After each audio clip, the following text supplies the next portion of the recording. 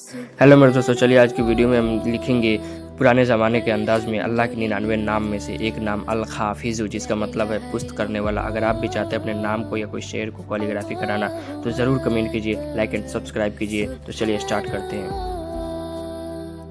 वल्हम्दुलिल्लाह, ला इलाहा इल्लल्लाह, अल्लाहु अकबर। तू ही मेरी मौला, सुब्हानल्लाह, वल्हम्दुलिल्लाह, ला इलाहा इल्लल्लाह, अल्लाहु अकबर। सुब्हानल्लाह, वल्हम्दुलिल्लाह, ला इलाहा इल्लल्लाह, अल्लाहु अकबर। तू ही मेरी मौला,